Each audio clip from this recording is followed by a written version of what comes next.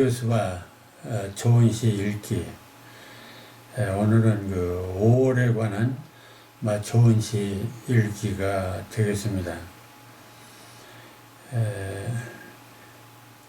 좋은 시 읽기에 앞서 한 가지 안내 말씀 드릴 것은 저의 모든 그 영상 강의, 홍문표 교수 영상문학관에서 제공되는 모든 영상 강의들, 이 강의들은 네이버에 홍문표 문학관, 그 홍문표 문학관에 또 영상문학관 소개가 있습니다.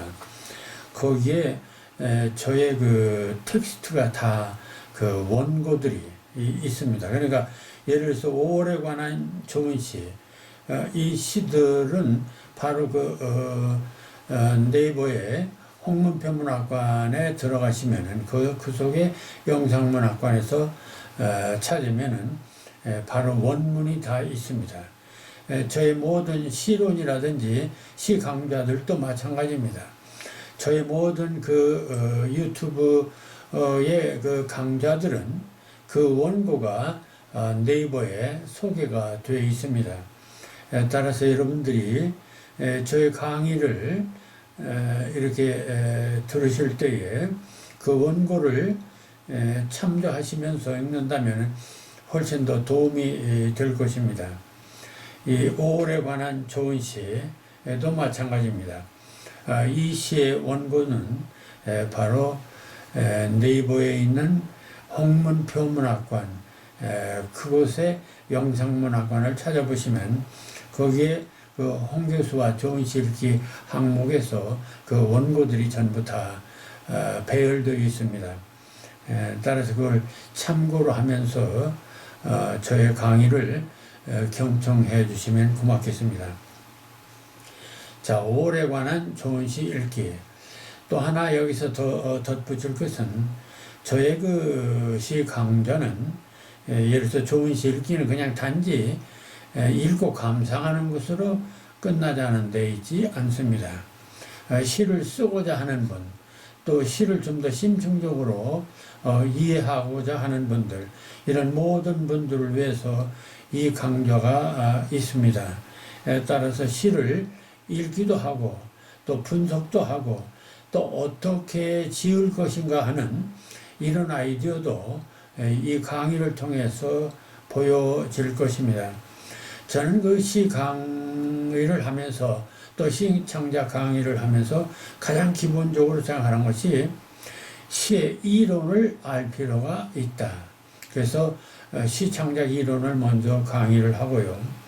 다음에 또 중요한 것은 모범이 될 만한 작품들을 많이 읽는 것이 중요하다. 다독, 다작, 다상량이라 했는데 다독하니까 아무 것이나 다 읽어서 그럴 시간이 없지 않습니까? 그러니까 가능하면 좋은 시를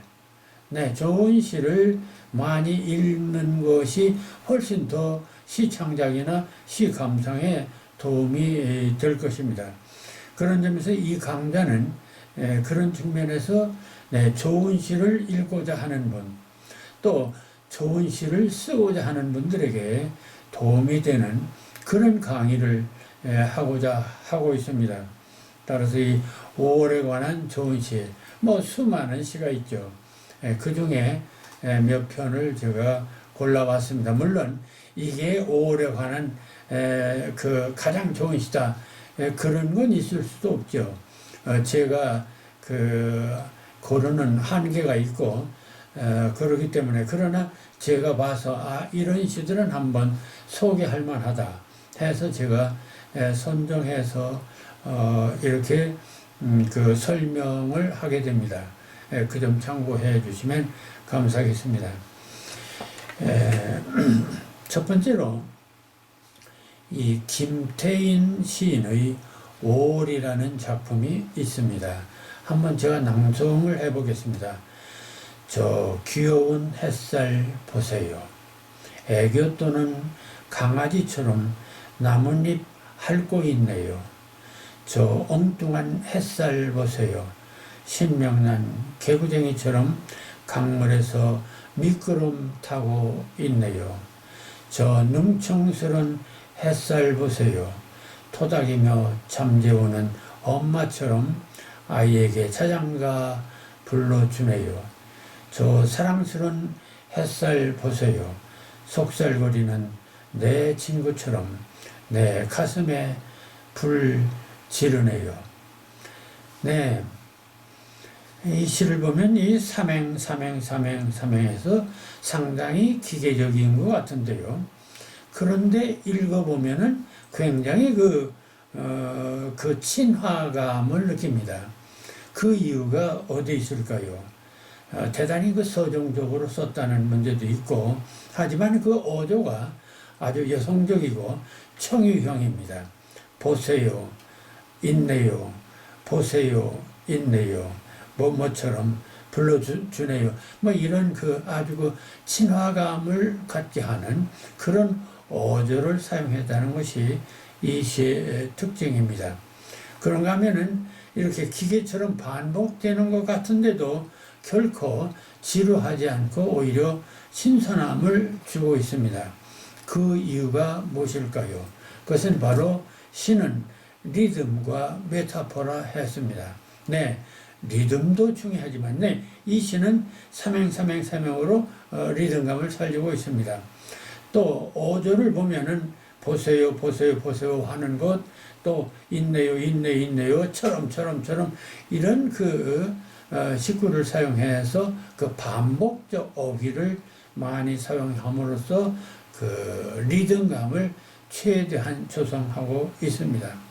그럼에도 불구하고 이것이 그냥 형식적인 그런 느낌이 아니라 우리에게 굉장히 신선감을 주는 결정적인 이유가 무엇일까요? 그것은 바로 신선한 메타포, 은유에 있습니다. 자, 보실까요?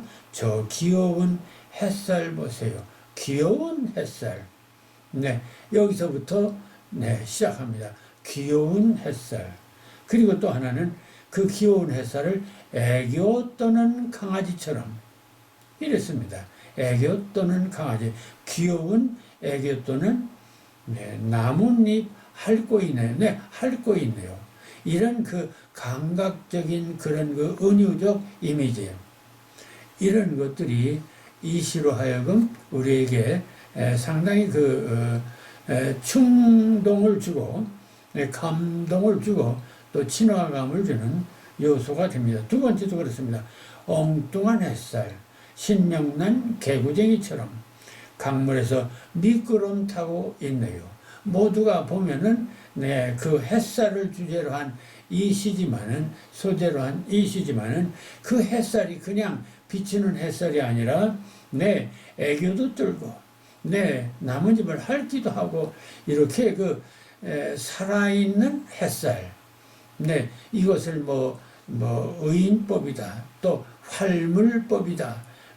화류법이다. 뭐 이런 얘기를 하는데 그 햇살을 단지 그냥 물리적인 햇살이 아니라 살아있는 생물처럼 또는 그 움직이는 그런 것처럼 이렇게 해서 살아있는 또는 감정이 있는 그런 존재로 의인화함으로써 우리들에게 한없는 친화감을 느끼게 한다. 세 번째, 저 능청스러운 햇살 보세요. 토닥이며 잠재우는 엄마처럼 아이에게 자장가 불러주네요. 저 사랑스러운 햇살 보세요. 사랑스러운 햇살입니다. 속살거리는 내 친구처럼 내 가슴에 불 지르네요. 자, 시라는 것이 이렇게 편안하고 또 친화감을 느끼고 그런 것 아니겠습니까? 그래서 나는 이 시가 굉장히 그 아주 완결성을 가진 조직적인 그런 리듬에도 불구하고 우리들에게 굉장히 그 친화감을 느끼고 신선감을 주는 것은 바로 그의 신선한 이미지에 있다. 친화감을 느끼는 이미지, 은유적 이미지에 있다. 햇살을 의인화시켜서 또 햇살을 어떤 생명체로 화류법을 사용해서 우리들에게 훨씬 더 친화감을 느끼는 그래서 그 5월이 훨씬 더 다정하고 친근감을 느끼게 하고 있습니다. 자, 두 번째 시를 한번 볼까요? 성백군의 5월이라는 시입니다. 성백군 시인의 5월. 읽어보겠습니다. 불붙었다. 산에도 들에도 동네 공원에도 초록불길이 활활 탄다. 노란 꽃도 태우고 빨간 꽃도 태우고 수줍음도 이기고 부끄럼도 다 내쫓고 농익은 청춘이다. 봄꽃 진다고 서로 말아. 볼나비 가릴 것 없이 무한 사랑했으니 염려할 것 없다. 생명은 제 먹을 것 가지고 태어난다고 했거니 새끼는 생기는 대로 낳을 것이다. 초록잎이 어린 초록 열매를 품고 춤추는 계절, 많이나 많이 기르면 나라도 굳게 서느니 5월은 하늘도 못 막는 애 낳는 달이다. 네, 어떻습니까? 네, 5월이라고 하는 그 계절적인 어떤 이미지를 이렇게 아주 그 생명력이 넘치는 그런 시로 아주 도발적으로 썼습니다. 이 시는 처음 출발이 좋습니다. 불붙었다.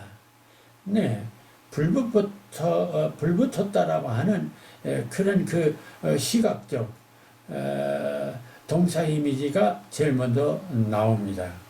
어떤 의미에서는 이것은 일종의 도치법이다.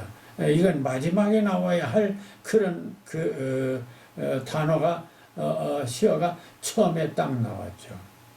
연역법이다 이렇게 할 수도 있습니다. 그러니까 이 시는 불붙은 5월에 관한 시로구나 하는 것을 예상하게 있습니다. 그게 어떤 불이 붙었냐? 불붙었다. 산에도 들에도 동네 공원에도 초록불길이 활활 탄다. 불은 붙었는데 붉은 불길이 아닙니다. 여기서 재밌죠? 초록불길이 활활 탄다. 아주 굉장히 좀 역설적으로서 초록불길이 활활 탄다. 그러니까 이 사람이 말하는 불길은 초록불길입니다. 네, 그것은 바로 5월과도 맞닿는 것이죠. 실록의 계절이죠. 그렇게 해서 이 불길이 어떻게 하느냐? 이련 노란 꽃도 태우고 빨간 꽃도 태우고 수줍음도 이기고 부끄럼도 다 내쫓고 농익은 청춘이다. 네, 정력이 넘쳐 흐르는 청춘의 계절 5월, 계절의 왕 5월을 정력이 넘치는 5월로 드러내고 있습니다. 그래서 그 정력의 불이 넘치는 5월로 표현하고 있습니다. 자, 그러니 3년 봄꽃 진다고 서로 말아. 물론 꽃은 지죠. 볼나비 가릴 것 없이 무한 사랑했으니 충분히 사랑을 했으니 진다는 것 슬퍼하지 말라. 염려할 것 없다. 왜? 생명은 제 먹을 것 가지고 태어난다고 했거니 새끼는 생기는 대로 낳을 것이다. 이 시의 의도가 무엇인지를 알 수 있습니다. 이 사람이 불붙은 것은 초록불길이면서도 동시에 청춘의 불길입니다. 그것은 정열의 불길입니다. 그럼 정열의 불길, 열정적인 불빛, 그 애욕의 불빛의 결론은 무엇일까요? 새끼는 생기는 대로 낳을 것이다. 네, 생산을 위한 초록 불길이었습니다. 초록잎이 어린 초록 열매를 품고 그래서 춤추는 계절, 많이나 많이 기르면 나라도 굳게 서느니. 네, 요즘 인구 감소인 이것을 또 간접적으로 드러내기도 했습니다. 그러면서 마지막 결론은 5월은 하늘도 못 막는 애 낳는 달이다. 애 낳는 달이다. 얼마나 독창적입니까?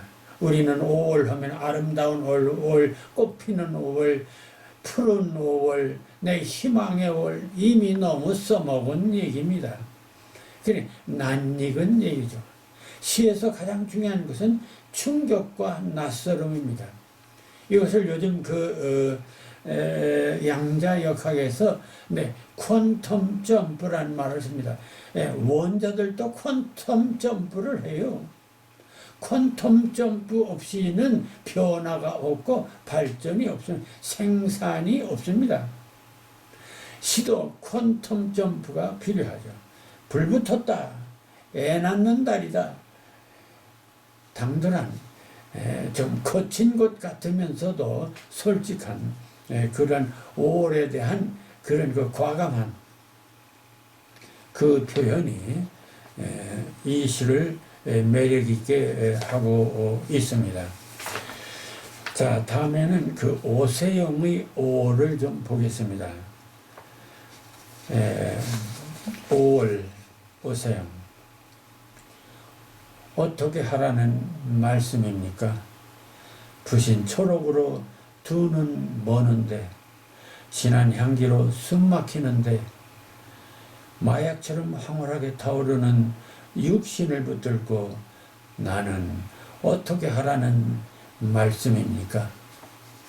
아, 살아있는 것도 죄스러운 푸르디 푸른 이 봄날, 그리움에 지친 장미는 끝내 가시를 품었습니다.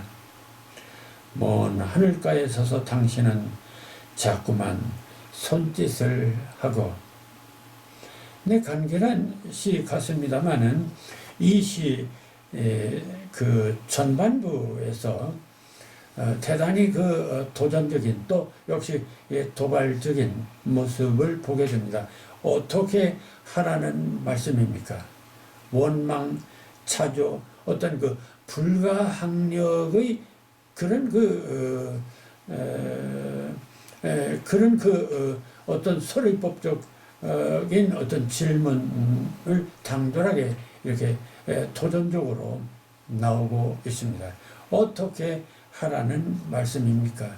어찌 하라는 말씀입니까?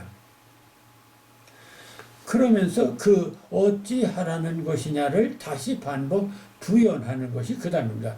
부신 초록으로 두 눈 머는데, 네, 부신 초록으로, 눈부신 초록으로 눈이 멀었어요. 진한 향기로 숨이 막히는데 마약처럼 황홀하게 타오르는 육신을 붙들고 나는 어떻게 하라는 말씀입니까? 눈부신 초록, 그 황홀함, 이거 도저히 견딜 수가 없습니다. 그 어떻게 하라는 얘기입니까? 네, 저질러라는 얘기입니까? 일을 저질러라는, 사고치라는 얘기입니까? 네, 이렇게 호소하는 이야기로 되어 있는 대단히 그 도발적인 5월이 주는 그런 도발적인 계절의 의미를 너무 잘 표현하고 있습니다.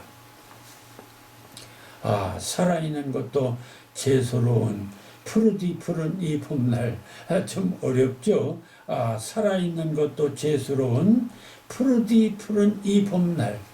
자, 왜 살아있는 것도 재수로운, 이건 인간과 자연의 대비가 아니겠는가. 그러니까 자연은 이렇게 찬란하고 완벽하고 푸르디 푸른, 너무나 결백하고 푸르디 푸른데 그렇지 못한 인간과 대비되면서 살아있는 것도 재수로운 푸르디 푸른 이 봄날, 이렇게 나와 자연의 그런 그 대조를 이렇게 해본 것이 아닌가. 자, 그리움에 지친 장미는 끝내 가시를 품었습니다. 네, 그리움을 하려면은 철저히 가시가 될 만큼 그런 철저한 그런 거, 그게 바로 장미가 보여주는, 아니 올이 보여주는 그 열정, 그것이 아닐까. 막 그것을 이렇게 그리움에 지친 장미는 끝내 가시를 품었습니다. 이렇게 말할 수 있지 않을까요? 그러니까 그 그리움이 얼마나 처절한 그리움인가를 알 수가 있습니다. 그러니까 여기서는 어떻게 하라는 말씀입니까? 라고 하는 말과 곁들여서 재수로운 생각, 푸른 봄날, 그리고 그리움에 지친 장미가 가시가 되고 말았다 하는 얘기, 이런 모든 것들이 철저히 그런 열정이 넘쳐 흐르는 5월을 드러내고 있습니다. 마지막으로 먼 하늘가에 서서 당신은 자꾸만 손짓을 하고, 여기서도 먼 하늘가에 서서 당신은 자꾸만, 이 당신은 5월이겠죠. 5월의 하늘일 수도 있고, 결국 이 절대적인 자연 또는 이 황홀한 자연 앞에서 이 속수무책인 인간의 유혹을 뿌리칠 수 없음을 잘 드러내는 그런 시라고 볼 수 있습니다. 자, 그러면 하나 또 홍문표의 5월의 강가에서라는 작품을 좀 보겠습니다. 5월의 하늘에 강물이 흐른다. 오색빛 초롱으로 치장한 계절의 강가에 지천으로 쏟아지는 태양. 가난했던 역사의 응어리들을 투명한 강심에 던지고 기억의 가지마다 무성하게 돋아나는 사랑 이야기. 파란 수면을 배하는 한 송이 모란 그 수줍은 미소. 아지랑이 사이로 그이가 온다. 열병처럼 뜨거운 체온이 한 줄기 바람되어 귓가를 스치면 나의 온몸은 모닥불처럼 전율하고 우리들의 사랑은 날게 되어 한없는 5월의 강가로 달린다. 저는 이 좋은 시를 안내하면서 가능하면은 저의 시를 삽입합니다. 그 이유는 저의 시가 좋아서라고 하기보다는 내가 직접 썼기 때문에 내 체험을 솔직하게 설명할 수 있기 때문에 오히려 이것이 이 시를 이해하는데 도움이 되는 것이 아니겠는가, 이런 생각을 하면서 저희 시도 이렇게 자주 이 좋은 시 읽기에 사용한다는 것을 말씀드립니다. 5월의 강가에서 그랬습니다. 저는 이 5월을 강이라고 하는 것과 비교하면서 썼습니다. 자, 5월의 하늘에 강물이 흐른다. 하늘에 강물이 흐른다. 좀 역설적이죠. 그러나 저는 이 하늘이 단지 푸른 하늘만을 가리키는 것이 아니라가 5월의 세상을 하늘로 표현해 봤습니다. 따라서 5월의 세상에 강물이 흐른다라는 것입니다. 자, 오색빛 초롱으로 시장한 계절의 강가에 지천으로 쏟아지는 태양, 햇빛 좋죠. 가난했던 역사의 응어리들을 투명한 강심에 던지고 기억의 가지마다 무성하게 돋아나는 사랑 이야기. 여기서 가난했던 역사의 응어리들은 바로 과거의 시간입니다. 4월, 3월, 2월, 1월, 겨울. 그러니까 겨울에서 이제 아주 한참 무르익는 봄. 이런 점에서 가난했던 역사의 응어리들을 생각해 봤습니다. 따라서 그 기억의 가지마다 무성하게 돋아나는 그런 가난했던 과거가 무성하게 사랑 이야기로 전환되는 그런 사랑의 계절, 사랑의 강, 이걸 생각해 봤습니다. 파란 수면을 배하는 한 송이 모란 그 수줍은 미소. 사랑 이야기의 연속입니다. 아지랑이 사이로 그이가 온다. 열병처럼 뜨거운 체온이 한 줄기 바람되어 귓가를 스치면 나의 온몸은 모닥불처럼 전율하고 내 사랑하는 그이와의 몸부림. 이것이 바로 아지랑이 사이로 그이가 온다. 열병처럼 뜨거운 체온이 한 줄기 바람되어 귓가를 스치면 나의 온몸은 모닥불처럼 전율하고 오의 계절과 어우러져서 나의 온몸이 모닥불처럼 전율하는 그런 상태를 상상해 본 것입니다. 그래서 우리들의 사랑은 날게 되어 한없는 5월의 강가로 달린다. 저는 이렇게 5월을 맞아서 그 열정적인 5월을 그이와 함께 사랑을 나누는 열정의 이야기로 표현해 보았습니다.